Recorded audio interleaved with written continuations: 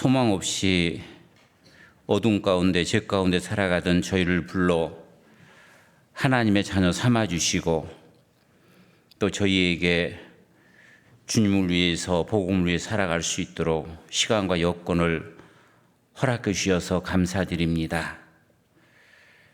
우리가 하나님 앞에 하나님의 자녀로서 거룩한 삶을 살기 위해서 버려야 될 것들에 대해서 함께 말씀으로 상고하고 있습니다.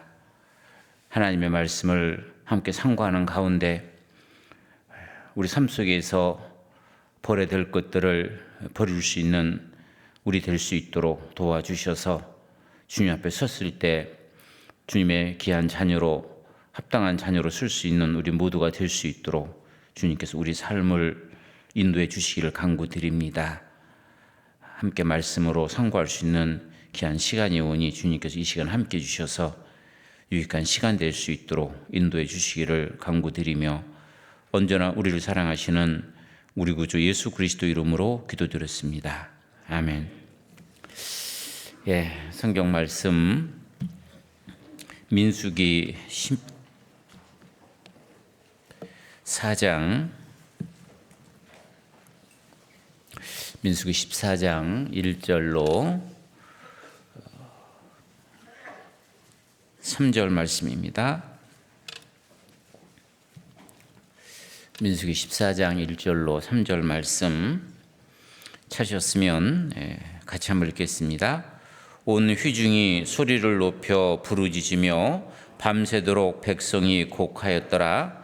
이스라엘 자손이 다 모세와 아론을 원망하며 온 회중이 그들에게 이르되 우리가 애굽의 땅에서 죽었거나 이 광야에서 죽었다면 좋았을 것을 어찌하여 여호와가 우리를 그 땅으로 인도하여 칼에 망하게 하려 하는고 우리 처자가 사로잡히리니 애굽으로 돌아가는 것이 낫지 아니하랴.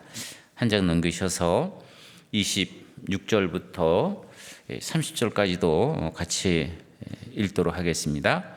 여호와께서 모세와 아론에게 일러 가라사대 나를 원망하는 이 악한 회중을 내가 어느 때까지 참으랴. 이스라엘 자손이 나를 향하여 원망하는 바 그 원망하는 말을 내가 들었노라. 그들에게 이르기를 여호와의 말씀에 나의 삶을 가르쳐 맹세하노니 너희 말이 내 귀에 들린 대로 내가 너희에게 행하리니 너희 시체가 이 광야에 엎드러질 것이라. 너희 20세 이상으로 계수함을 받은 자 곧 나의 원망한 자의 전부가 여분네 아들 갈렙과 눈의 아들 여호수아 외에는 내가 맹세하여 너희로 거하게 하리라 한 땅에 결단코 들어가지 못하리라. 어제는 우리가 우리 삶 속에서 버려야 될 것들 첫 번째로 염려에 대해서 말씀을 드렸습니다. 염려는 우리 삶 속에서 삶 속에 깊이 자리 잡게 되면 염려는 우리 몸과 우리 마음과 더 나아가서 우리 신앙을 망치게 하는 주범이 바로 염려입니다. 그래서 염려가 우리 삶 속에 깊이 들어오지 못하도록 우리가 빨리빨리 그 염려를 없애야 된다는 말씀을 드렸습니다. 물론 그 염려를 우리가 한순간에 다 없앨 수는 없겠지만 그 염려를 조금씩 줄여가는 것은 필요하다고 생각이 듭니다. 그래서 무익한 염려, 내가 아무리 노력을 해도 내 힘 가지고 내 능력 가지고 어찌할 수 없는 그 염려들은 그것들은 인정하고 그걸 받아들여야 되고 과거에 있었던 그 일들은 그것은 잘한 일이든 잘못한 일이든 그것은 빨리 잊는 것이 염려를 줄이는 방법이고 또 미래 앞으로 닥칠 그 일들은 이것은 미리 어떤 모습으로 다가올지 모르는 미래 일에 대해서 미리 가불해서 염려하지 말고 염려할 일이 있으면 그날 한날에 족하다는 말씀을 어제 드렸습니다. 그리고 무엇을 먹을까 마실까 입을까 하는 이 경제적인 그 염려는 우리를 구원해 주신 하나님이 어떤 분이신지 하나님을 깊이 생각하고 그 모든 염려를 주님께 맡기고 우리는 먼저 그의 나라와 그의 의를 구하는 그런 삶을 살아갈 때 하나님께서는 우리가 구하는 것보다 더 많은 것들로 채워주신다는 말씀을 어제 말씀을 드렸습니다. 자, 오늘은 그 두 번째 버려야 될 것 두 번째로 불평과 원망입니다. 자, 이 성경을 우리가 읽다 보면 하나님의 그 은혜와 축복을 받았음에도 불구하고 그 하나님 앞에 온전치 못하는 삶을 살아가는 그 사람들의 모습을 봅니다. 그들을 보면서 아니 어떻게 이 사람들은 이렇게 하나님께 많은 은혜와 축복을 받았으면서도 이렇게 하나님 말씀에 불순종하고 하나님의 마음을 아프게 하는 그런 삶을 살아갈까 생각이 들 때가 있는데요. 그러다 문득 그 사람들의 모습이 바로 내 모습이라는 사실을 깨닫고 하나님 앞에 참으로 부끄러웠던 그런 적도 있었는데요. 이 성경 속에는 지금 하나님 앞에 많은 은혜와 축복을 받았음에도 그 은혜를 갚지 못하고 오히려 하나님 앞에 죄 가운데 살아가는 그런 사람들을 많이 보게 되는데요. 오늘 함께 살펴볼 이 이스라엘 민족들, 이 이스라엘 사람들, 그들이 그랬습니다. 하나님께서 400년 동안 애굽에서 노예 생활하고 있던 그 이스라엘 사람들을 긍휼히 여기셔서 모세를 보내셔서 그 바로의 압제에서 그들을 건져내서 이제 하나님 약속하신 가나안 땅 바로 코앞에까지 그들을 인도해 들이셨는데 여기 민수기 14장 1절로 3절 우리가 말씀을 읽었듯이 그들은 그 하나님께 불평하고 원망하고 우리가 차라리 그냥 애국으로 돌아가는 것이 낫지 않냐 하며 하나님께 반역을 꾀하는 이스라엘 사람들의 이 모습을 보면서 이 불평과 원망이라는 것은 어디에서 오는 것이며 그리고 이 불평과 원망의 결과는 무엇이고 또 우리 삶 가운데 이 불평과 원망을 없앨 수 있는 그 방법은 무엇인가에 대해서 오늘 함께 이스라엘 민족의 이 삶을 통해서 함께 좀 살펴보고자 합니다. 자, 먼저 이 불평과 원망하는 이 이스라엘 사람들, 이 사람들은 이 불평과 원망하는 이 일이 여기 나오는 이 한 번뿐이 아니었습니다. 그들은 이 애굽 땅에서 나올 때부터 여기까지 올 때까지 그들은 조금만 어렵고 힘들면 그들은 불평과 원망을 터뜨렸습니다. 그래서 예레미야 22장 21절에 보면 그들이 하나님의 말씀에 불순종하는 그것은 그들의 습관이라는 말씀이 있습니다. 즉 불평과 원망은 어디에서 오느냐? 습관에서 온다라는 겁니다. 자, 몇 군데 이 이스라엘 사람들이 불평과 원망하는 내용을 한번 찾아보겠습니다. 자, 이제 성경 여기 좀 잡으시고요. 자, 출애굽기 14장을 보겠습니다. 출애굽기 14장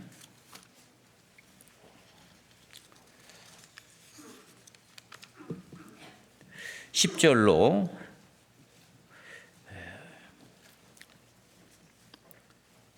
10절로 12절 말씀입니다.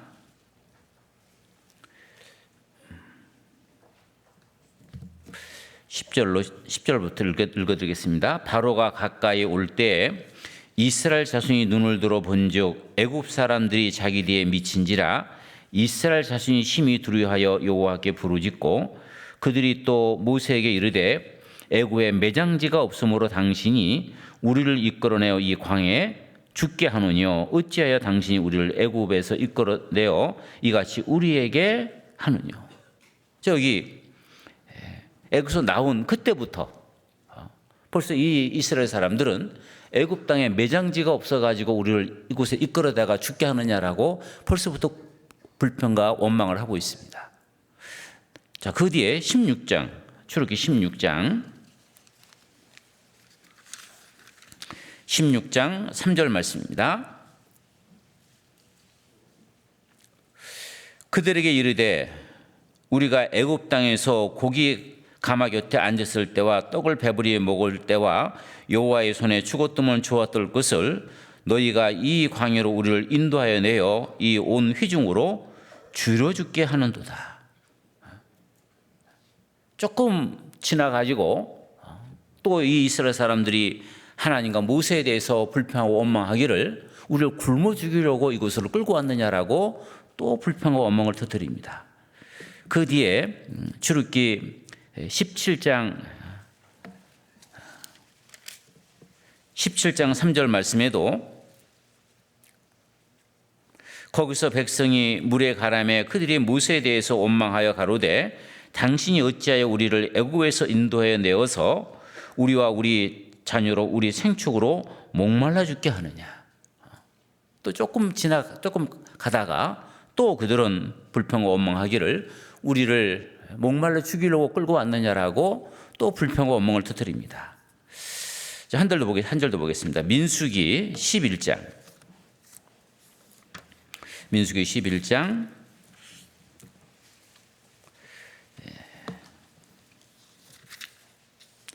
11장 4절부터 보겠습니다. 이스라엘 중에 섞여 사는 무리가 탐욕을 품음에 이스라엘 자손도 다시 울며 가로되 누가 우리에게 고기를 주어 먹게 할꼬 우리가 애굽에 있을 때 값없이 생선과 위와 수박과 부추와 파와 마늘을 먹은 것이 생각나거늘 이제는 우리 정력에 쇠약하되 이 만나 외에는 보이는 것이 아무것도 없도다. 또 조금 가다가 또 불평과 원망을 터뜨리기를 그 애굽에 있을 때는 참 먹을 것도 많았는데 이 광야에는 만나밖에 먹을 것이 없다라고 또 불평과 원망을 터뜨립니다. 그리고 14장 1절 말씀은 급기야 우리 차라리 그냥 애굽으로 돌아가자라고. 자, 이들의 이 내용을 보면 그들은 조금만 어려움이 닥치면 예외 없이 불평과 원망을 터뜨렸다는 걸 알 수가 있습니다. 즉 불평과 원망은 어디에서 오느냐? 습관에서 온다라는 겁니다. 자, 우리도 한번 우리의 언어 습관을 한번 돌아보자는 겁니다. 혹시 나도 그렇지 않은지. 나도 조금만 어려고 힘들면 안 된다, 틀렸다, 못한다, 뭐 죽겠다 이런 말들을 그냥 습관적으로 아무 생각 없이 습관적으로 이런 부정적인 이런 말들을 하고 살고 있지 않은지 우리 언어 습관을 돌아볼 필요가 있다라는 겁니다. 이 불평과 이 원망을 이 습관적으로 계속 하다 보면은요, 이게 습관 들려 가지고 정말 좋은 일이 왔는데도 감사할 일이 왔는데도 그 감사와 그 좋은 일 속에서 오히려 불평거리를 찾는다고요. 어느 불평 많은 이 농부가요, 한 번은 비 오는 날 이제 논에 물을 대러 갔다가 돌아오는 길에요, 그만 미끄러져 가지고 그 저수지에 빠진 겁니다. 헤엄도 못 치는 이 사람 꼼짝으로 죽게 됐잖아요.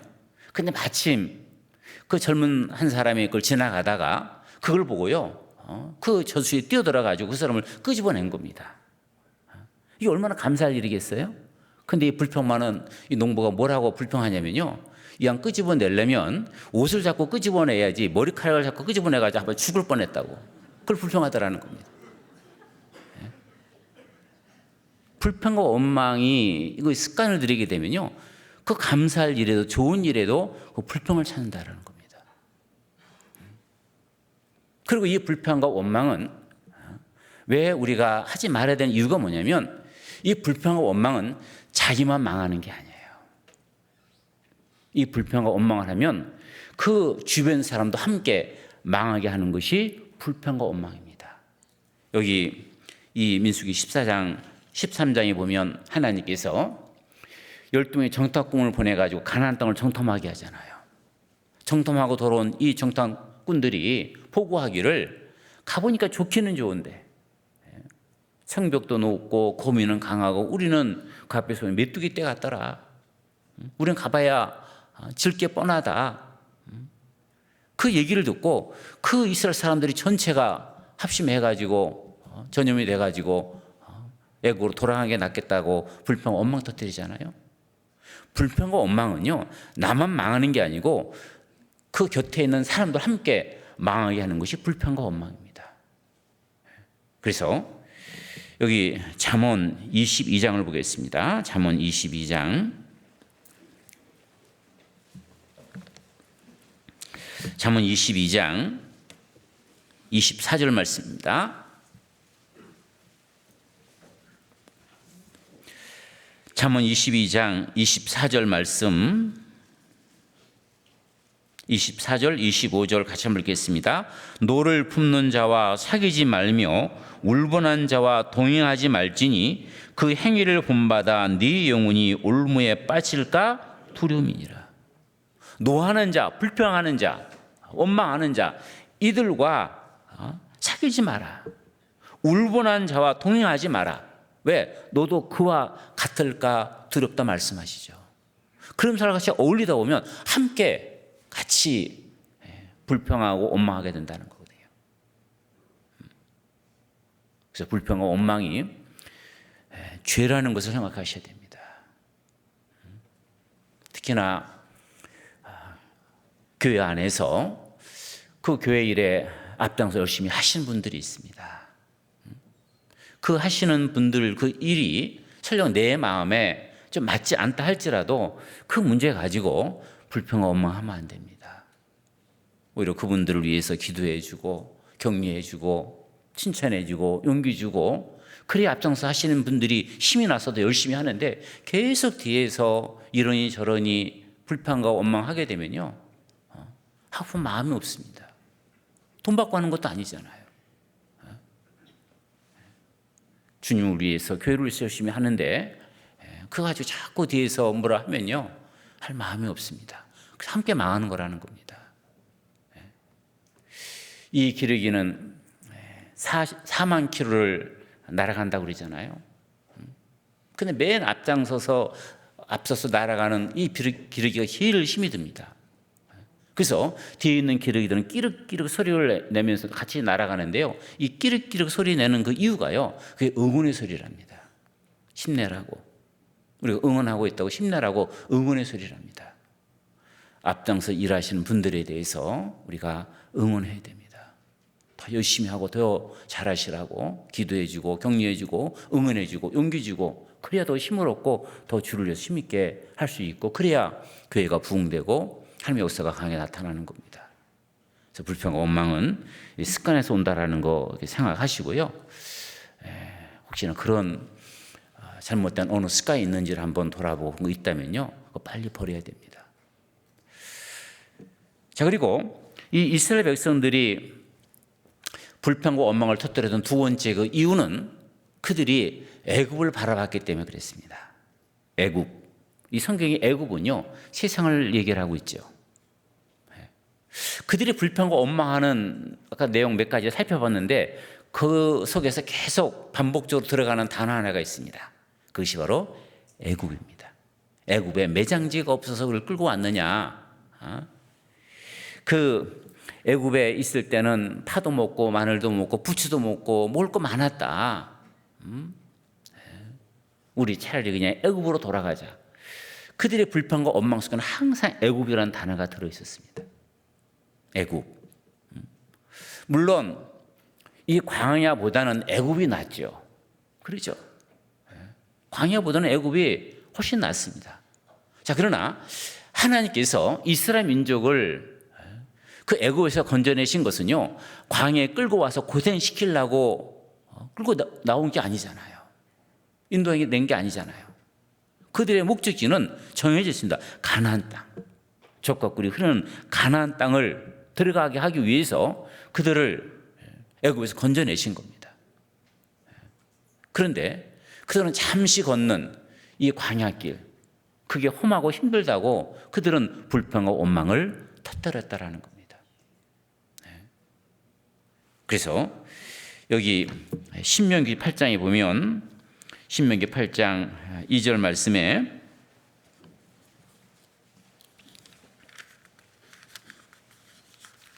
신명기 8장 2절 말씀에 하나님께서 이스라엘 민족을 애굽에서 건져내고 광야의 길을 걷게 하신 이유를 말씀하고 있는데요, 8장 2절에 네 하나님 여호와께서 이 40년 동안에 너로 광야의 길을 걷게 하신 것을 기억하라.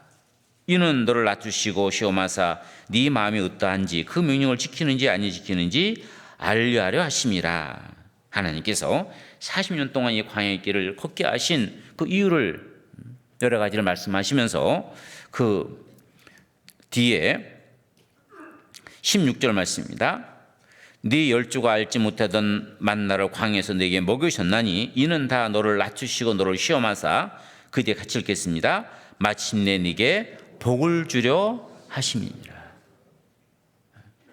하나님께서 이스라엘 민족을 광야의 길을 잠시 걷게 하신 것은 마침내 복을 주게 하기 위해서라는 겁니다.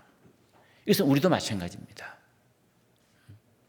우리가 구원받고 신앙생활하는 과정 속에서 많은 여러 가지 어려움과 고난과 그런 환난과 역경들이 있습니다. 왜 하나님께서 우리 구원받은 그리스도인들 왜 그냥 편안하게 주님 앞에 갈 때까지 인도하시면 되는데 왜 우리에게 여러 가지 고난과 그 환난을 주시는 이유가 뭐냐? 마침내 복을 주게 하기 위해서라는 겁니다. 우리가 살아가는 이 짧은 이 인생길 긴 것 같지만 그 잠시라는 겁니다. 잠깐 고난 허락하신 거예요. 왜? 더 많은 은혜와 축복을 주기 위해서입니다. 고린도서 4장 17절에 보면 우리의 잠시 받는 환난에 경한 것이 지극히 크고 영원한 영광에 중한 것을 우리에게 이루게 함이니. 그러죠. 우리가 잠시 이 땅에서 우리 주님 때문에 우리가 전하는 복음 때문에 우리의 믿음 때문에 신앙 때문에 잠시 받는 그 환난은 그것은 잠깐 받는 것인데 그것을 하나님께서는 영원한 영광으로 갚아주신다고 말씀하고 있잖아요. 그래서 우리 잠시 살아가는 이 삶 속에서 받는 그 여러 가지 어려운 일들 그것으로 인해서 불평과 원망할 필요가 없다라는 겁니다. 잠시뿐이기 때문에 그렇습니다. 이 세상은 우리가 잠시 머물러 가는 주막과 같은 곳이고 여관과 같은 곳입니다. 제가 중국 선교를 2000년 초에 여러 차례 중국 선교를 다녀왔는데요. 한 번은 개봉이라는 곳을 한 번을 갔는데요. 거기서 이제 하룻밤 자는데 거기 중국 형제들이 어느 좀 호름한 그런 숙소를 좀 저희를 데려갔는데요. 가서 보니까요. 저희가 2명이 갔는데 한 방이 한 3평이나 4평 정도 될까요? 침대 2개 놓여 있는데 거기 들어가니까 딱 누우니까 딱 맞더라고요. 근데 그 숙소가요. 사람들이 얼마나 왔다 많이 가서 했는지 담배 냄새가 얼마나 진동하는지 코를 막고 들어갈 정도로 그런 곳이더라고요. 그러니까 같이 갔던 형제들도 데려갔던 형제들도 너무 무안했는지 목사님 다른 데로 옮깁시다. 아닙니다. 하루 잤는데 뭐 어떻습니까? 그냥 여기 하루 우리 자고 가겠습니다. 그리고 이제 하루 잤는데요. 그리고 이제 그 다음 날이 이제 중국 북경으로 비행기를 타고 갔는데요. 또 북경에 있는 그 목사님은 또 한국에 나왔을 때 좀 대접을 잘 받아서 그런지 몰라도 호텔을 잡아두는데 한 30-40평 되는 큰 호텔을 잡아준 거예요. 하루 사이에 천국과 지옥이죠. 근데 그것도 하루 자고 나니까 또 그게 그거더라고요. 그걸 생각하면서 이 땅에 우리가 잠시 살아가는 이 세상도요, 잠깐 하룻밤 머물다 가는 겁니다. 조금 잘 살든지 못 살든지, 그거요, 별거 아니라는 겁니다. 근데 우리는 자꾸 이 세상 것에 마음을 두다 보니까, 그러니까 이 세상 것이 채워지지 않으면 그것 때문에 불평과 원망을 터뜨린다라는 겁니다. 그래서 너무 이 세상 것, 이것 때문에 마음 두지 말고 살아라는 겁니다. 요한일서 2장 말씀입니다. 요한일서 2장. 요한일서 2장. 요한일서 2장 15절부터 보겠습니다. 이 세상이나 세상에 있는 것들을 사랑치 마라. 누구든지 세상을 사랑하면 아버지의 사랑이 그 속에 있지 아니하니 이는 세상에 있는 모든 것이 육신의 정욕과 안목의 정욕과 이생의 자랑이니 다 아버지께로 쫓아온 것이 아니요 세상으로 쫓아온 것이라. 이 세상도 그 정욕도 지나가되 오직 하나님의 뜻을 행하는 이는 영원히 거하느니라. 자, 이 성경에 말씀하고 있듯이 이 세상이나 이 세상에 있는 것들을 사랑하지 마라.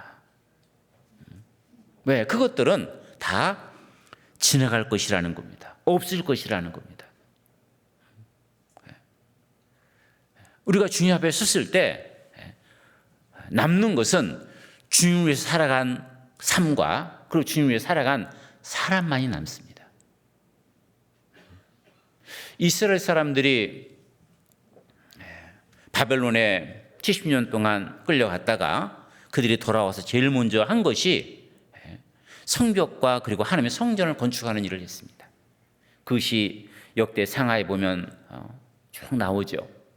어떤 사람이 무슨 일을 했고 어떤 사람이 무슨 일을 했고 쭉 그 성벽과 성전을 건축하면서 그 사람들이 한 이름들이 쭉 나와 있습니다. 자, 그런데 지금 그 당시 이스라엘 사람들이 쌓았던 그 성벽 또 지었던 성전 다 허물어졌고 흔적도 없습니다. 그러나 그들의 그 이름이 이 성경에 기록되어 있습니다. 지금 우리 안성교 형제 자매들이 마음을 모아서 지금 교육관 그리고 생활관 지금 건축하고 있는데요. 자, 이것들도 언젠가 다 무너질 것이고 없어질 것입니다. 그러나 이것을 위해서 함께 마음을 모으고 함께 물질로 함께 희생했던 그것들은 하나님 앞에 영원히 남게 될 겁니다. 그래서 너무 이 세상 것에 대해서 너무 마음을 두고 살지 말라는 겁니다. 이스라엘 사람들 그 애국을 자꾸만 돌아봤기 때문에 이 불평과 원망이 나왔다라는 겁니다. 자, 그리고 이 이스라엘 사람들이 불평과 원망을 했던 가장 중요한 그 이유는 그들에게 하나님에 대한 믿음이 없기 때문이었습니다. 저기 민수기 13장 25절을 보겠습니다. 민수기 13장 25절.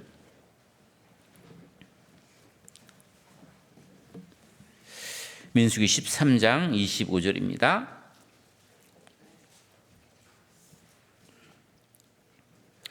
제가 읽어드리겠습니다. 40일 동안에 땅을 탐지하기를 마치고 돌아와 바란 광야 가데스에 이르러 모세와 아론과 이스라엘 자손의 온 회중에게 나와 그들에게 회부하고 그 땅 실과를 보이고 모세에게 보고하여 가로되 당신이 우리를 보낸 땅에 간즉 과연 족과 꿀이 그 땅에 흐르고 이것은 그 땅의 실관이이다. 그러나 그 땅 거민은 강하고 성벽은 견고하고 힘이 클 뿐 아니라 거기서 아낙 자손을 보았으며. 자, 여기 이 가나안 땅을 정탐하라고 각 지파 중에서 두령된 한 사람씩 뽑아서 12명을 가나안 땅을 정탐하게 했는데 이 정탐꾼들이 갔다 와서 그 모세와 그 이스라엘 사람들 앞에서 보고하기를 가보니까 정말 당신이 말한 대로 그 땅은 정말 아름답고 비옥한 땅입니다. 젖과 꿀이 흐르는 땅에는 틀림이 없습니다. 포도 한 송이를 가져왔는데 두 사람이 어깨에 짊어지고 올 만큼 그렇게 젖과 꿀이 흐르는 땅에는 틀림이 없습니다. 그러니 우리 쳐들어갑시다. 이러면 얼마나 좋았을까요? 근데 뭐라 합니까? 그러나 그 땅 가보니까 그 땅 거민은 강하고 성벽은 높고 우리가 그들 앞에 서보니까 우리는 메뚜기 떼 같다라는 겁니다. 이런 강한 민족과 싸우면 우리는 질 게 뻔하다라는 겁니다. 자, 이들이 이 보고한 이 내용에 보면 하나님의 약속의 말씀이 없습니다. 하나님께서 이스라엘 민족에게 가나안 땅에 들어가게 한다라고 약속해 주셨잖아요. 근데 약속의 말씀이 없습니다. 내가 너와 함께 한다라고 하는 하나님 말씀하셨잖아요. 함께하는 하나님이 없습니다. 하나님의 믿음도 없습니다. 아니, 하나님이라는 여호와라는 단어 하나를 찾아볼 수가 없습니다. 그들은 단지 가나안 족속과 자기 이스라엘 사는 걸 비교했던 겁니다. 가나안 족속과 이 이스라엘 민족 싸워봐야 물론 가나안 족속이 이기는 게 뻔합니다. 그 민족은 강한 민족이거든요. 그러니까 그들은 단지 가나안 족속과 자기들만을 비교했다라는 겁니다. 그러나 여호수아 갈렙은 달랐습니다. 여호수아 갈렙은 어떻게 얘기합니까? 여기 이 30절 말씀입니다. 갈렙이 모세 앞에서 백성을 안둔시켜 가로되 우리가 곧 올라가서 그 땅을 취하자 능히 이기리라. 여호수아 갈렙 두 사람은 아니다라고. 무슨 소리냐라고. 우리 쳐들어가자. 우리는 반드시 승리한다라고 확신하고 있습니다. 아니, 여호수아 갈렙 이 두 사람은 이 가나안 땅에 가보지 않았습니까? 그 거민 강한다는 거 보지 않았습니까? 성벽 높다는 거 보지 않았습니까? 다 봤습니다.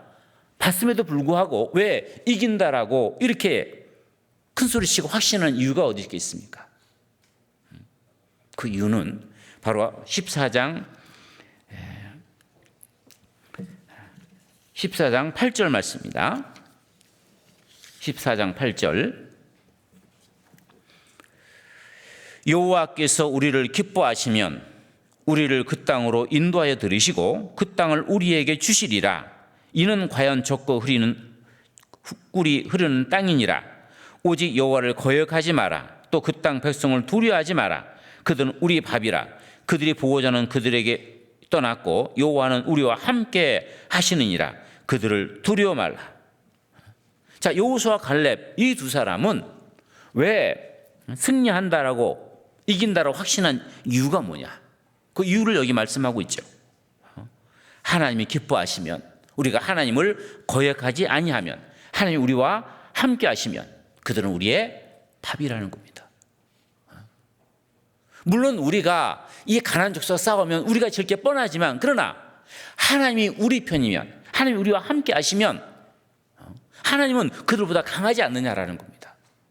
여호수아 갈렙 두 사람은 이 문제에 하나님을 개입시킨 겁니다. 하나님을 계산에 넣으신 겁니다. 이게 아주 중요한 내용입니다. 우리 삶 가운데 어떤 어려움이 있고 문제 있을 때 그 문제만을 생각하니까 불평과 원망이 나오는 거예요. 그런데 그 문제에 하나님을 개입시키면, 하나님을 계산에 넣으면 그 문제는 아무 문제가 되지 않는 겁니다. 그래서 하나님이 우리와 함께 하신다라는 것을 우리가 늘 잊지 말아야 된다라는 겁니다. 하나님이 우리와 함께 하십니다. 하나님 우리를 홀로 버려두지 않습니다. 내가 너와 함께 하리라. 이 범브로트 이 목사님이 이 루마니아가 공산권에 있을 때 이 루마니아에서 이 복음을 전하시다가 지하 감옥에 갇히게 됐답니다.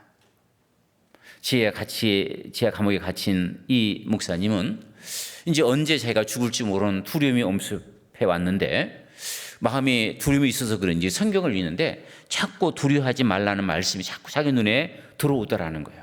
그래서 이분이요, 창세기부터 요한계시록을 읽으면서 두려워하지 말라는 말씀이 있을 때마다 동그라미를 쳐가면서 이 두려워하지 말라는 말씀이 몇 번이나 기록됐는가 세어보니까요, 이 성경에 365번이 두려워하지 말라는 말씀이 성경에 기록되어 있다는 겁니다. 이분이 큰 깨달음을 얻었답니다. 아, 하나님께서 두려워하지 말라고 매일매일 말씀하시는구나. 그리고 두려워하지 말라는 말씀 밑에 보면 항상 어떤 말씀이 뒷받침하고 있냐면 내가 너와 함께하리라. 성경에 읽어보십시오. 두려워하지 말라는 말씀 밑에는 항상 내가 너와 함께한다는 약속의 말씀이 거기 들어있습니다. 하나님께서 우리와 함께 하십니다.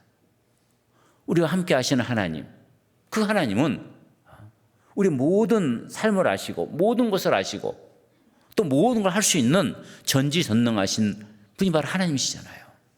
그 하나님이 나와 함께 하시는데 우리가 무엇을 두려워하고 무엇 때문에 염려하고 무엇 때문에 불평하고 원망할 수 있겠어요?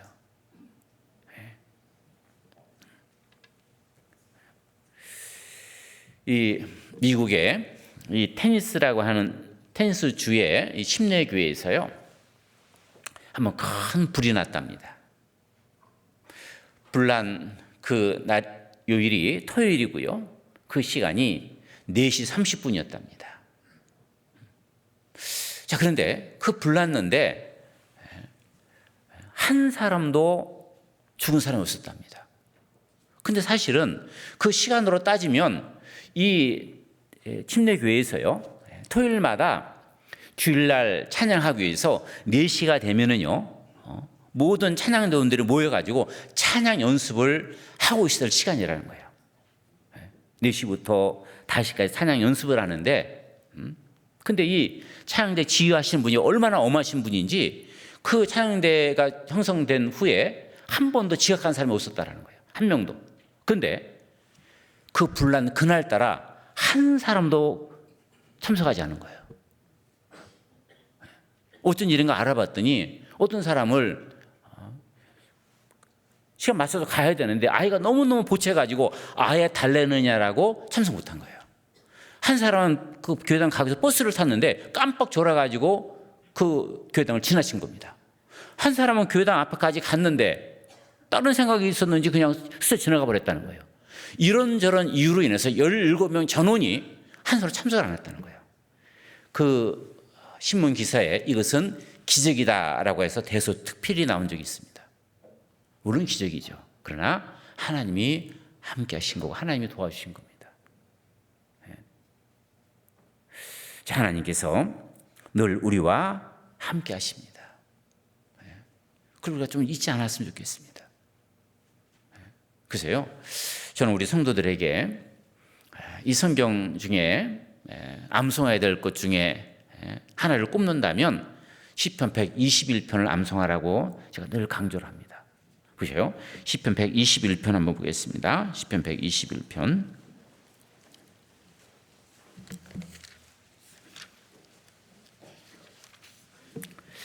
시편 121편. 자, 이것은 이 말씀은 읽기만 해도 큰 은혜가 되는 말씀입니다. 시편 121편 1절입니다. 내가 산을 향하여 눈을 들리라. 나의 도움이 어디서 올꼬? 나의 도움이 천지를 지으신 여호와에게서로라. 여호와께서 너로 실족지 않게 하시며 너를 지키시는 자가 졸지 아니하시리로다. 이스라엘 지키시는 자는 졸지도 아니하고 주무시지도 아니하시리로다. 여호와는 너를 지키시는 자라. 여호와께서 내 우편에서 내 그늘이 되시나니 낮에 해가 너를 상치 아니하며 밤의 달도 너를 해치 아니하리로다. 여호와께서 너를 지켜 모든 환난을 명쾌하시며 또 네 영혼을 지키시리로다. 여호와께서 너의 출입을 지금부터 영원까지 지키시리로다. 이 시편 121편 꼭 좀 암송했으면 좋겠어요. 이 말씀을 암송하면요, 큰 힘이 됩니다. 힘들고 어려울 때 하나님이 나와 함께 하시고 나를 지키시고 나를 모든 환난에서 명쾌하신다고 하는 이 말씀이 얼마나 큰 위로가 되고 감사가 되는지 모릅니다. 그래서 우리가 인생을 살다 보면 힘든 일, 어려운 일, 앞과 뒤, 좌우가 꽉꽉 막혀 있을 때 있습니다. 그러나 그때 우리가 잊지 말아야 될 것은 항상 위는 뚫려 있다라는 거. 그것을 항상 잊지 말아야 됩니다. 이 성경에 보면 이 모세는 그 이스라엘 민족, 그 강팍하고 불순종하는 이스라엘 민족을 광야에서 이끌어갈 때 얼마나 많은 문제들이 있었습니까? 문제가 있을 때마다 이 모세가 한 일은 오직 한 가지입니다. 하나님께 엎드렸다 말씀하십니다. 하나님께 엎드리면 그 모든 문제를 하나님께서 해결해 주시잖아요. 우리 삶도 마찬가지입니다. 힘들고 어려울 때 하나님 앞에 엎드리십시오. 기도하십시오. 그리고 어려움이 있을 때 이 어려운 문제 앞에서 불평과 원망하기 전에 하나님의 뜻이 어딨는지 좀 기다리십시오. 너무 급하게 그냥 왜 내게 이런 일이 있느냐고 불평과 원망하지 말고 좀 기다리십시오. 거기 뭔가 하나님의 뜻이 있습니다.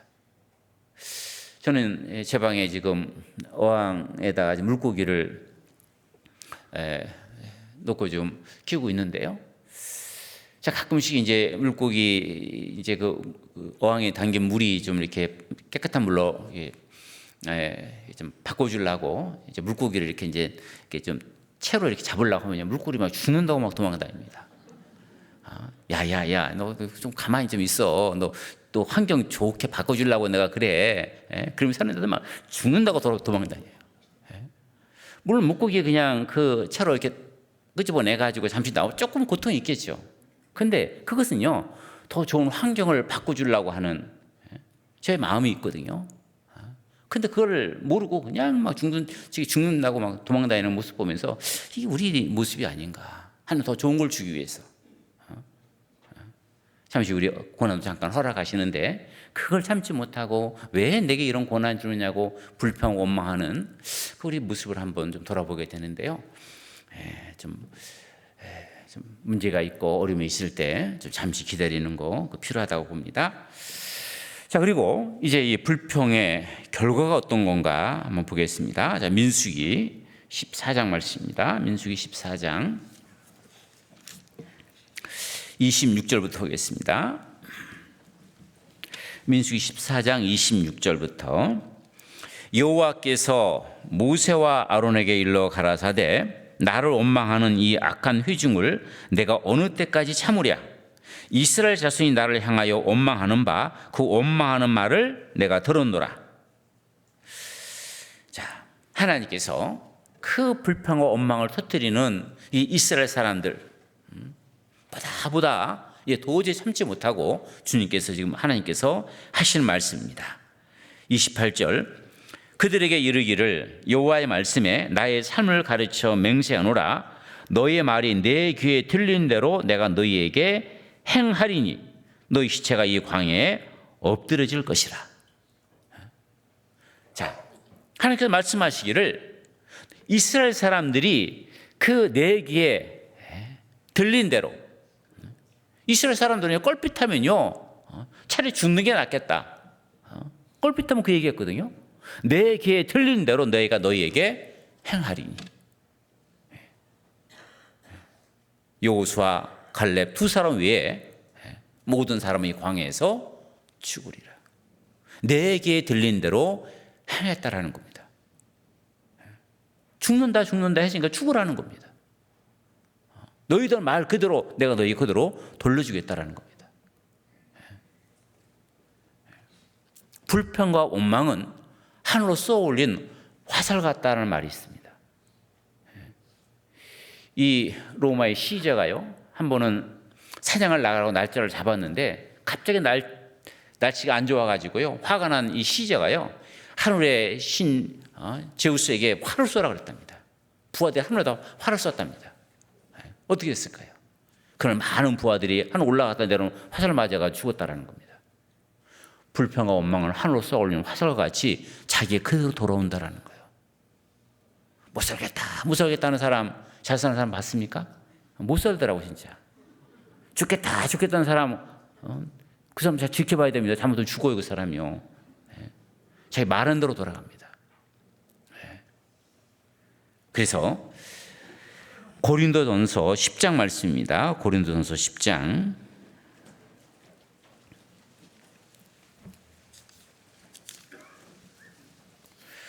고린도전서 10장 10절 말씀입니다.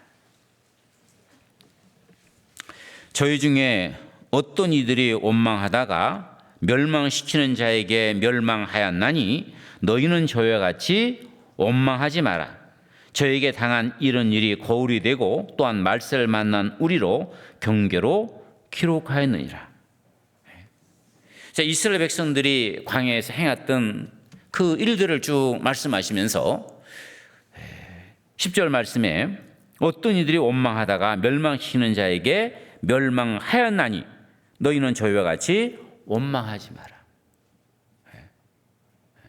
그러면서 여기 11절 말씀에 저에게 당한 이 일이 거울이 되고 또한 말세를 만난 우리로 경계로 기록하였느니라.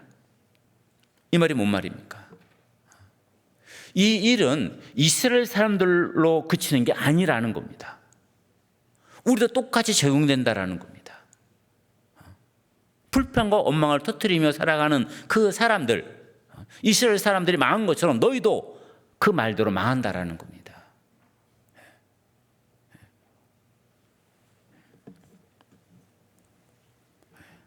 그래서 우리 구원받은 그리스도인들은 우리 입술에서 불평과 원망이 나오지 않도록 시편 141편에 있는 말씀처럼 하나님은 내 입 앞에 파수꾼을 세워달라고 기도한 것처럼요, 우리 입에서 불평과 원망한 말이 나오지 않도록 자기 입을 잘 단속해야 된다라는 겁니다.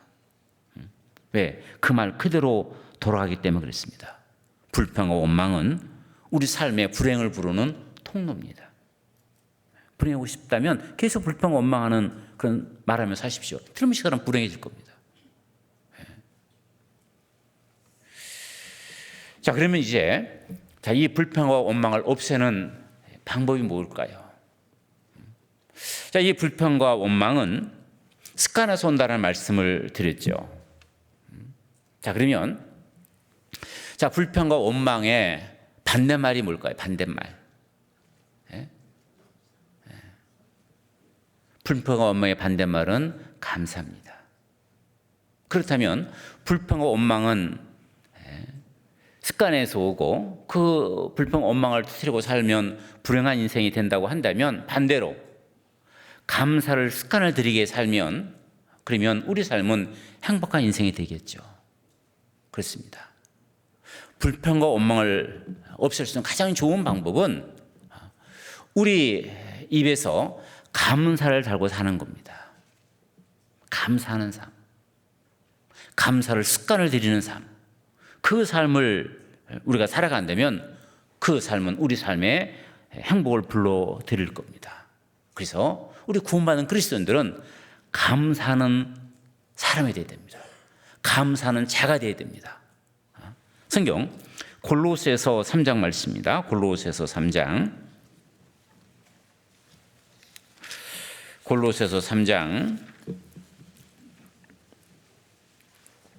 15절 말씀입니다. 15절, 그리스도의 평강이 너희 마음을 주정하게 하라. 평강을 위하여 너희가 또한 한 몸으로 부르심을 받았나니, 그전 같이 읽겠습니다. 또한 너희는 감사하는 자가 되라. 너희는 감사하는 자가 되라. 즉 감사를 입에 달고 살아라는 얘기입니다.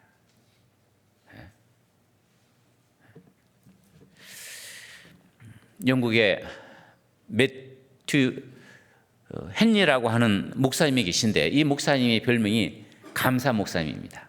이 목사님은 무슨 일을 만나든지 무조건 감사부터 했기 때문에 감사 목사님은 별명을 받았는데요, 이 목사님이 한 번은요 신방하고 돌아오다가 골목에서 강도를 만난 겁니다. 강도에게 늘씬 두드러 맞고 직업을 뺏겼습니다. 돈을 잃었습니다. 피를 철철 흘리면서 교회당 오셨는데요, 성도들이 저 목사님이 저런 상황에서 어떤 감사 기도하는가 봤더니, 이 목사님이 그런 상황에서요 4가지를 하는 게 감사하더라는 겁니다. 첫 번째 감사 기도는요, 이런 일을 처음 당해서 감사합니다. 매번 당하면 얼마나 힘들겠어요. 처음 당해서 감사합니다. 두 번째는 내가 강도 아니고 목사여서 감사합니다. 세 번째는 돈은 잃었지만 목숨 잃지 않아서 감사합니다.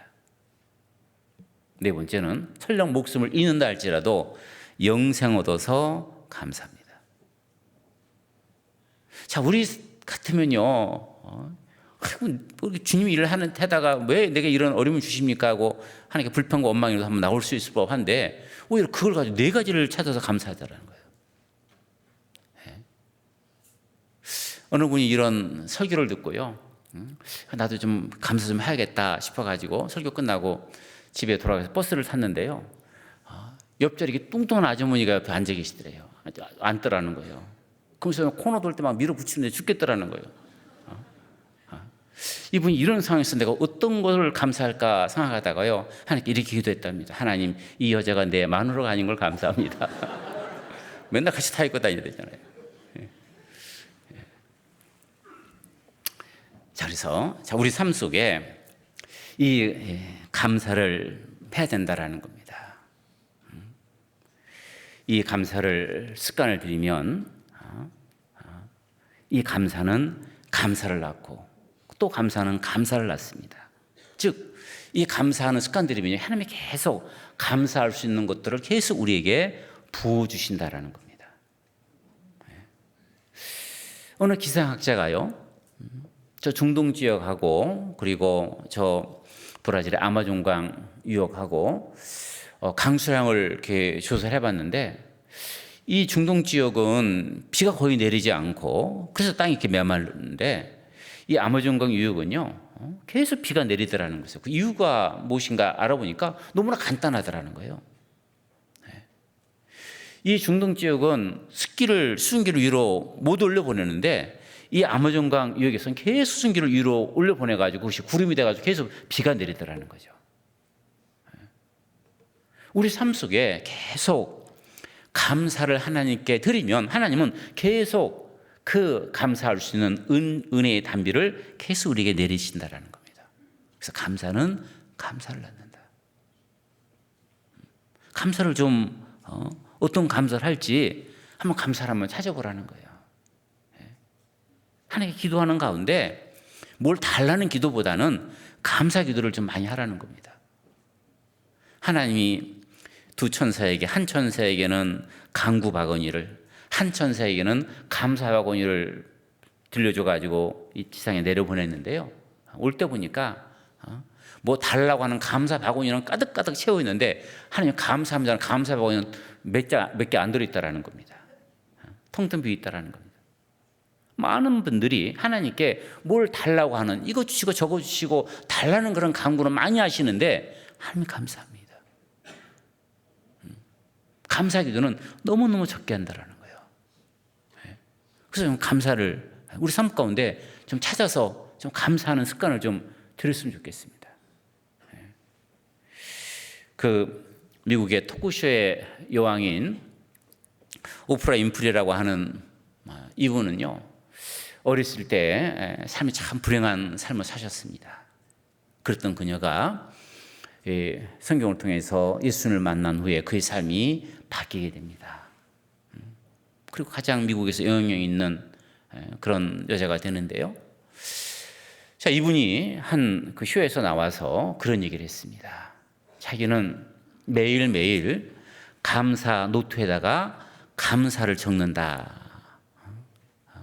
근데 하루에 5가지씩을 매일 적는답니다. 그래서 도대체 뭘 적는가? 그분 얘기한 걸 좀 들어보니까요, 그분이 그 감사 노트에 그 적는 그 감사 그 제목은요, 거창한 것이 아니더라고요. 뭐라고 하냐면요, 첫 번째로 아침에 거뜬하게 눈을 뜨게 해주셔서 감사합니다. 이게 첫 번째 기도입니다. 두 번째 기도는요, 감사 기도는 파란 하늘을 보게 돼서 감사합니다.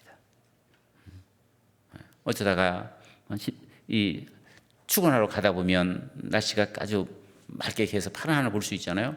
그거 보게 돼서 감사합니다. 세 번째는 그 점심때 맛있는 스파게티를 먹게 돼서 감사합니다.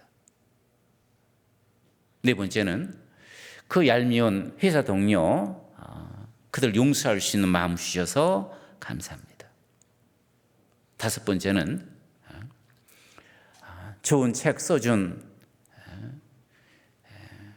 그 지은이에게 감사합니다. 자, 이분이 그 감사기도 내용 얘기를 들어보면요, 뭐 거창한 것 가지고 감사합니다가 아니고 그냥 일상생활에서 우리가 흔히 접할 수 있는 그런 평범한 그 일들에 대해서 감사하더라고요. 그래서 제가 우리 형제 자매들한테 우리도 좀 감사기도 좀 써봅시다 하루에 5가지가 힘들면 3가지라도, 3가지 힘들면 1가지라도 매일매일 좀 감사 노트 하나 챙겨가지고 거기다가 감사기도 좀 써봅시다. 그래서 부천 식구들 감사기도 쓰는 분들 많이 계십니다. 좀 감사를 해보죠. 감사를 해보셔요.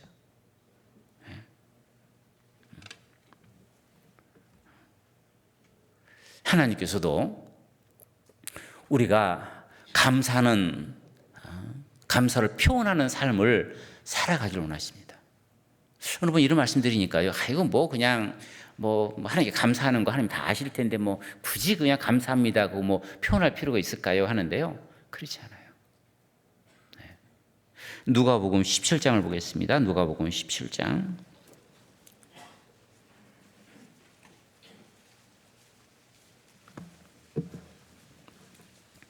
누가복음 17장입니다. 17장 11절 말씀. 예수께서 예루살렘으로 가실 때 사마리아와 갈릴리 사이로 지나가시다가 한 촌에 들어가시니 문둥병자 10명이 예수를 만나 멀리 서서 소리를 높여 가로되 예수 선생이여 우리를 긍휼히 여기소서 하거늘 보시고 가라사대 가서 제사장들에게 너희 몸을 보이라 하셨더니 저희가 가다가 깨끗함을 받은지라. 그 중에 하나가 자기의 나은 것을 보고 큰 소리로 하나님께 영광을 돌리고 돌아와 예수의 발 아래 엎드려 살해하니 저는 사마리아인이라. 예수께서 대답하여 가라사대 10사람이 다 깨끗함을 받지 아니하였느냐? 그 9은 어디 있느냐? 여기 그 예수님께서 한촌에 들어가시다가 10명의 문둥병자를 만나게 됩니다. 예수님께서 그 문둥병자들의 그 문둥병을 고쳐주십니다. 그런데 고침받은 10사람 중에 한 사람, 이 사마리아인만이 예수님께 돌아와서 감사를 표합니다. 그때 예수님께서 이 사마리아에게 한 사람에게 뭐라 얘기를 합니까? 내가 10명을 다 문둥병 깨끗하게 해주지 않았느냐? 그런데 그 9은 어디 있느냐? 예수님께서 이 감사 표하지 않은 이 사람들의 서운함을 드러나고 계시잖아요. 하나님께서는 우리 구원받은 그리스도인들이 그 하나님께 감사를 표하기를 원하신다라는 겁니다. 마음이 아니고 입술로 감사하기를 표하기를 원하신다라는 거예요. 이런 글이 있습니다. 감사하다고 생각하면서 표현하지 않는 것은 선물을 포장하고 주지 않는 것과 같다 그랬어요. 감사한 마음이 있으면 그 감사를 표현해야 된다는 겁니다. 노래는 부를 때까지 노래가 아니며 종은 울릴 때까지 종이 아니며 사랑은 표현할 때까지 사랑이 아니며 축복은 감사할 때까지 축복이 아니다. 그런 말이죠. 감사 마음이 있다고 한다면 그 감사를 표하고 살아라는 겁니다. 거창한 거 아니더라도 그냥 내 일상생활 속에서 있는 그 평범한 그런 모든 것들 다 감사 조건이 됩니다.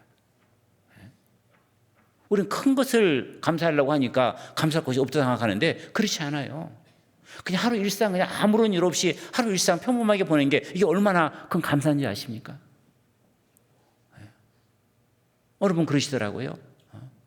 아이고 매일 그냥 아침에 애들 학교 보내고 남편 출근시키고 또 교회 가고 또 돌아오고 그냥 매일매일 사람이 쳇바퀴 돌듯 그런 삶 사는 게 너무 이제 실증이 난다고 얘기하신 분 있는데요. 그랬던 분이요. 남편이 퇴근하고 돌아오다가 교통사고를 당한 겁니다. 교통사고 당하자마자 막 자기 삶이 엉망이 됐답니다. 막 애들 학교 보내야지, 뭐 병원 가야지, 뭐 해야지, 막 정신없이 보냈대요. 그거 겪고 나서요. 그분이 간증하기를요. 그냥 이렇게 아무 일 없이 그냥 평범하게 그냥 하루 보낸 것이 이것이 큰 감사인 줄 미처 몰랐습니다. 그래서 감사의 반대말이 뭔지 아십니까? 오늘 불평 원망이 있으시는데 감사의 반대말은요. 당연함이랍니다. 당연함. 그 당연한 것. 당연히 그냥 오늘 하루 편안하게 보낸 거 그것이 별거 아닌 것 같지만 그게 감사라는 거예요. 자, 그리고 또 우리가 왜 하나님께 감사하는 삶을 살아야 되는 이유가 뭐냐면 이 감사는요, 하나님의 명령입니다.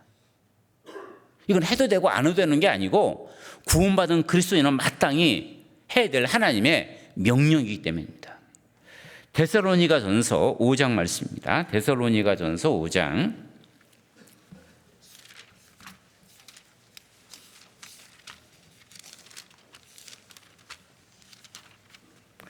데살로니가전서 5장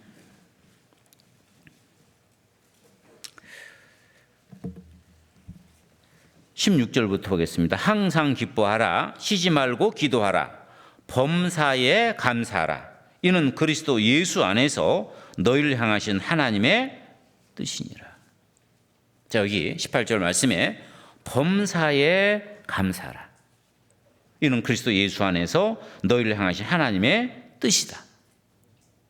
하나님의 뜻, 감사, 하나님의 명령이라는 겁니다. 감사는 해도 되고 안 해도 되는 것이 아니고 구원받은 그리스도인은 마땅히 하나님 앞에 해야 될 하나님의 뜻이며 명령이라는 겁니다. 그런데 여기서 한 가지 주목해야 될 단어 하나가 있습니다. 바로 범사입니다.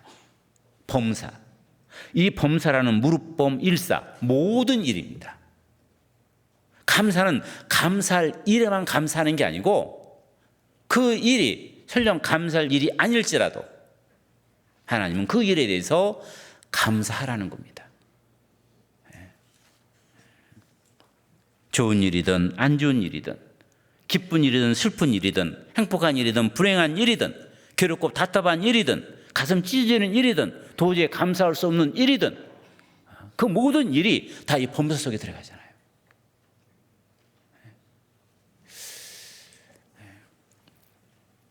한 부부가 목사님을 찾아와서 신앙 상담을 합니다. 목사님 어찌하면 좋습니까? 무슨 일인데요? 글쎄 우리 딸이 하나 있는데 이 딸이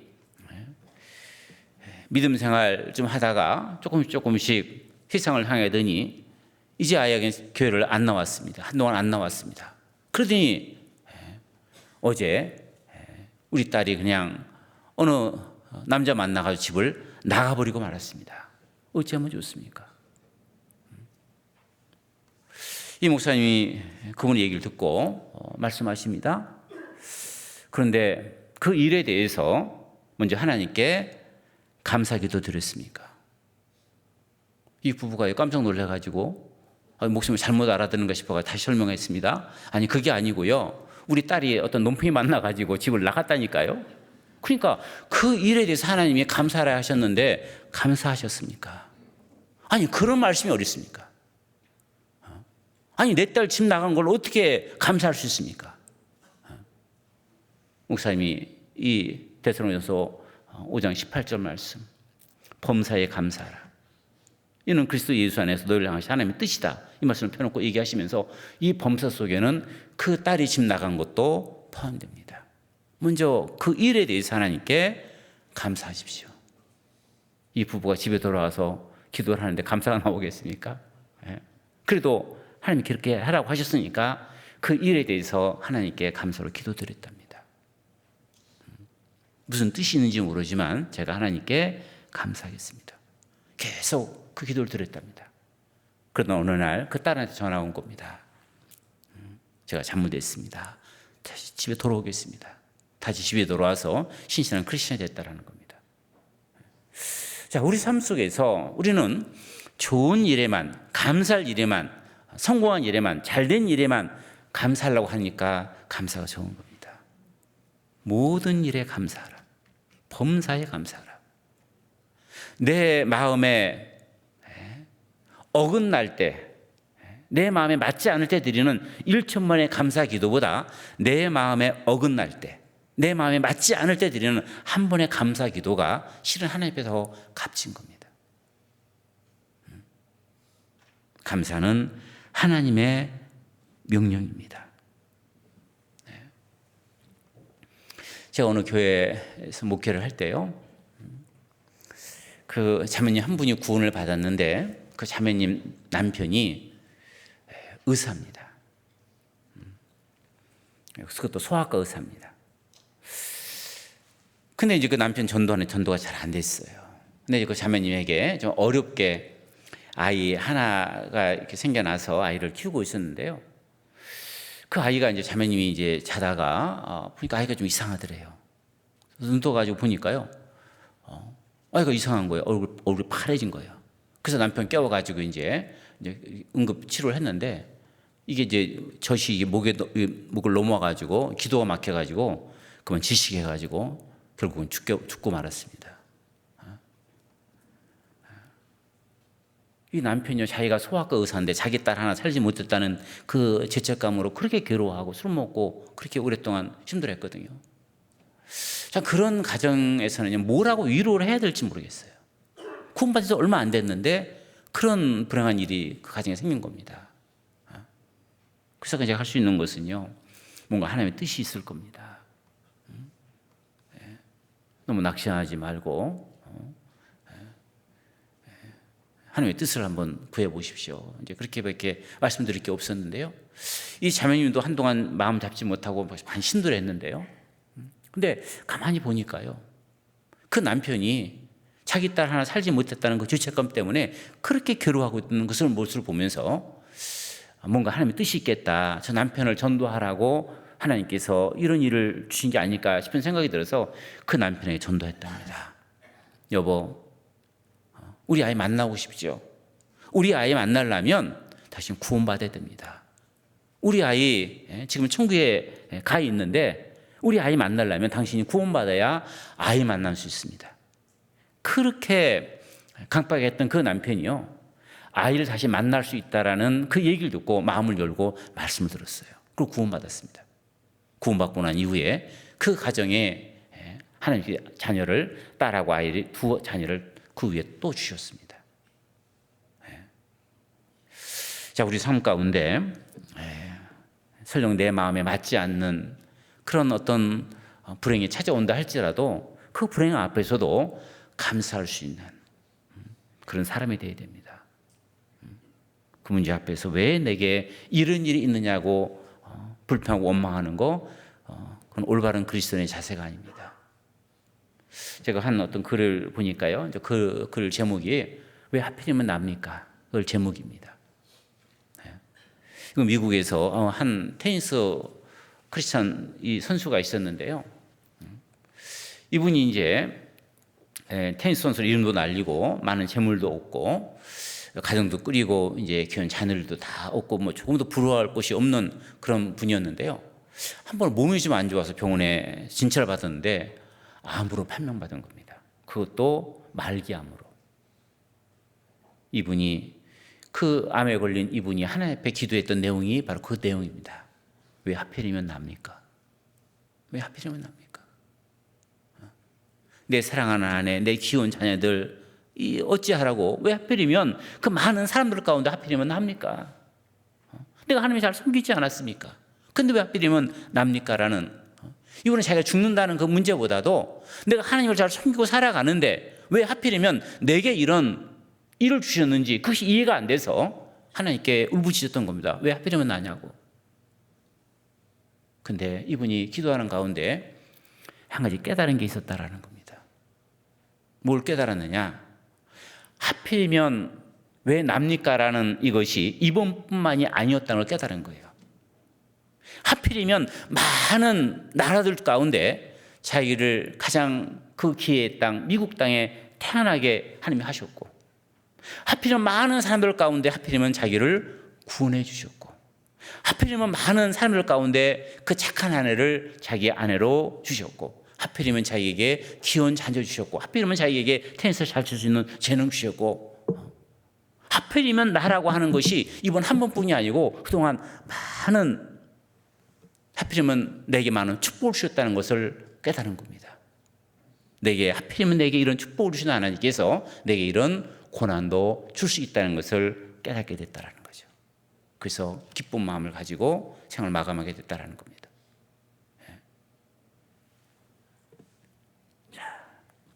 그래서요, 우리 구원받은 그리스도인들은 감사하는 사람이 되어야 됩니다.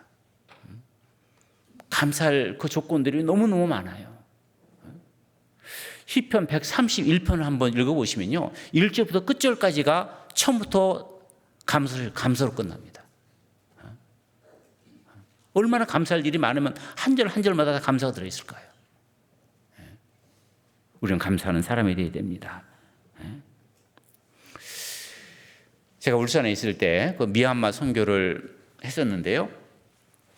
한 번은 미얀마 선교를 하고 이제 미얀마 갔다 오려면요, 미얀마 방콕 가서 미얀마 들렸다가 또 방콕 나와서 한국으로 나와야 되는데, 이제 미얀마 선교를 마치고 이제 방콕 공항에서 이제 비행기를 이제 갈아타려고 기다리는 중에 그 미얀마 선교 갔던 분들 함께 모여가지고 이번에 미얀마 선교에서 뭘 얻었는지, 뭘 느꼈는지 뭐 이런 부분에 대해서 서로 간증할 수 있는 시간을 함께 가진 적이 있는데요.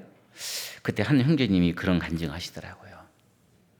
제가 이번에 미얀마 가서 너무너무 하나님께 부끄러웠습니다.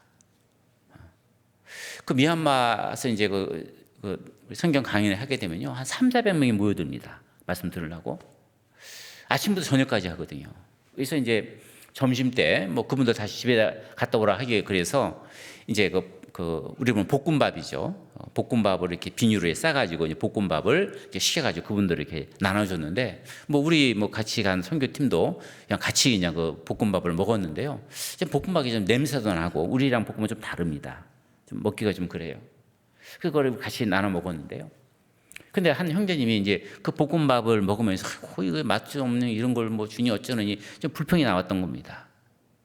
근데 그분들 보니까 그분들은 볶음을 안 먹는 거예요. 다들 먹어야 되는데. 그래서 이제 그 통역사를 통해서 저 사람 왜 안 먹냐 물어봤더니, 이 맛있는 것을 어떻게 혼자 먹느냐, 우리 집에 가면 우리 아이들하고 같이 먹으려고, 남편하고 같이 먹으려고 이걸 싸두고 있다라는 거예요. 그래서 이 얘기를, 이 볶음밥이 한국 돈으로 한 2,000원 정도 되는데, 이 2,000원 돈 벌려면 남자 하루 1땡이라는 겁니다. 이렇게 비싼 맛있는 이 볶음밥을 어떻게 혼자 먹느냐고, 안 먹고 싸두고 있다라는 거예요. 그리고 뭐 초콜릿 주면 다 감춰두고, 뭐 사탕 주면 감춰두고. 그걸 보면서 아이고 나는 이 맛없다고 툴툴 거리는데, 이 맛없다는 이것이 이 사람들에게는 이렇게 값진 음식이었구나, 그걸 깨닫고요, 너무 부끄러웠다라고 간증하시더라고요. 자, 우리는요 정말 가진 게 너무너무 많습니다. 제가 그 인터넷에서 지구가 만일 백인의 마을이라며 이라고 하는 그런 내용으로 적은 걸 봤는데요. 지금 전 세계가 75억 명이 살고 있습니다. 그런데 만일 그것을 100명이 사는 마을로 축소시킨다면 어떻게 될까요? 하면서요, 여기 보면 이런 내용이 나옵니다. 자, 자가용을 소유한 사람은 100명 중에 7명일 뿐입니다. 오직 12명만이 컴퓨터를 가지고 있을 것이고 3명만이 인터넷을 할 수가 있습니다. 중등 교육을 이상 받은 사람은 7명 뿐이고 대학 교육을 받은 사람은 1명 뿐입니다. 14명은 아예 글조차 읽지 못합니다. 만일 당신이 냉장고에 음식을 보관하고 옷장에 옷을 넣어둘 수 있으며 잠을 잘 침대가 있고 눈비를 막아줄 지붕이 있는 집에 살고 있다면 당신은 전 세계 인구 중에 세계인의 75%보다 부유한 삶을 살고 있는 겁니다. 53명은 하루에 2,000원 이하를 쓰며 하루를 보내고 있고 18명은 1,000원도 안 되는 돈으로 하루하루를 버티기에 급급합니다. 은행 계좌를 갖고 있다면 당신은 세계에서 가장 부유한 30명 안에 들게 됩니다. 만일 당신이 공습이나 폭격, 지뢰나 사망이나 무장단체의 강간이나 납치에 늘 공포에 떨지 않고 살고 있다면 그렇지 않은 20명보다 축복받은 사람이고, 만일 당신이 아무 괴로움 없이 체포나 고문, 죽음을 두려워하지 않고 매주일 교회를 나갈 수 있는 사람이라면 당신은 축복받은 사람입니다. 이런 내용입니다. 자, 이 내용을 보면요, 우리가 얼마나 정말 감사할 조건에 살고 있는지를 생각해 볼 수 있는 내용 아닙니까? 우리는 정말 감사할 많은 조건에 살고 있는 것이 틀림없다라는 겁니다. 그리고 자, 우리가 왜 감사해야 되는 이유가 뭐냐면 우리에게는 미래가 있기 때문에 그렇습니다. 미래가 있기 때문에 그렇습니다. 어느 전쟁터에 한 종군 기자가 흑인 병사에게 인터뷰를 합니다. 당신 소원이 뭡니까? 이 흑인 병사가 얘기하기를 내게 내일이 있었으면 좋겠습니다. 내일이 있었으면 좋겠습니다. 왜냐면 언제 죽을지 모르니까. 오늘 죽을 수 있으니까 오늘 죽으면 내일 내가 살았으면 좋겠다는 거죠. 자, 그런데 우리 구원받은 그리스도인들은 어떻습니까? 우리에게는 내일이 있지 않습니까? 우리에게는 영원한 소망이 있지 않습니까?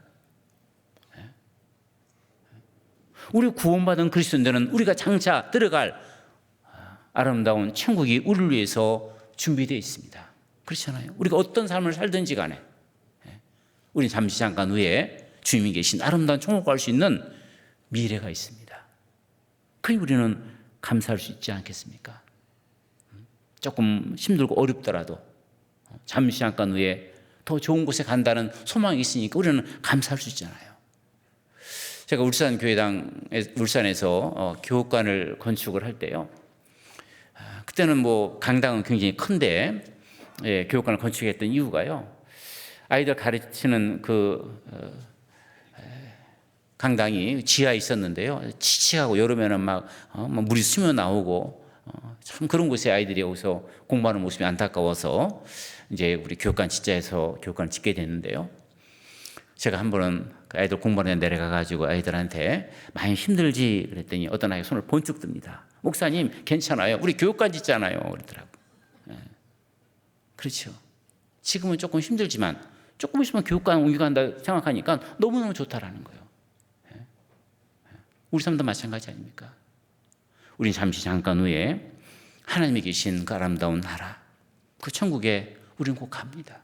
우리에게 미래가 있잖아요. 그러니까 우리는 감사할 수 있다라는 겁니다. 미국의 청교도들은요, 힘들고 어려움 있는 형제자매들을 위로할 때 이렇게 위로했답니다. 형제요, 이 말을 잊지 마세요. 가장 좋은 곳은 아직 오지 않았습니다. 가장 좋은 곳은 아직 오지 않았습니다. 그렇습니다. 우리 구원받은 그리스도인들 가장 좋은 하나님의 나라 아직 오지 않았습니다. 그 날을 생각하면서 우리가 이 땅에서 늘 하나님께 감사하며 살았으면 좋겠습니다. 불평과 원망, 이것은 우리 삶의 불행을 부르는 통로입니다. 그래서 그 불행을 부르는 감사를 불평 원망을 버리고 그리고 우리에게 행복을 부르는 감사하는 사람이 됐으면 좋겠습니다. 늘 하나님의 은혜에 감사하고 우리가 주를 위해 살 수 있는 시간을 주신 거 감사하고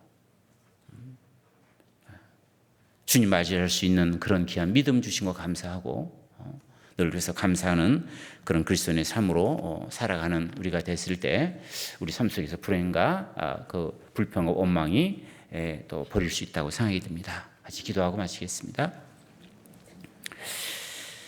우리를 죄 가운데서 구원해 주시고 지금 영광에 살아갈 수 있도록 시간과 여건 주신 아버지 하나님 참으로 감사합니다. 우리가 주님께 감사할 일이 많은데 때때로 우리 입술에서 불평과 원망의 말이 나올 때 있습니다.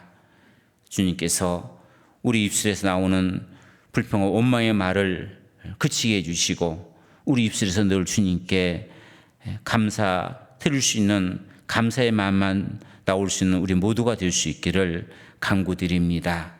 우리 삶 가운데 버려야 될 것들에 대해서 함께 배우고 있습니다. 주님 앞에 섰을 때 거룩하고 깨끗한 주님의 자녀로 쓸 수 있도록 버려야 될 것을 버리는 우리 모두가 될 수 있기를 간구드립니다. 또 이제 말씀 마치고 집으로 돌아가는 발걸음도 주님께서 지켜주셔서 편한 잠들을 인도해 주시옵기 바라옵고 언제나 우리를 사랑하시는 우리 구주 예수 그리스도 이름으로 기도드렸습니다. 아멘.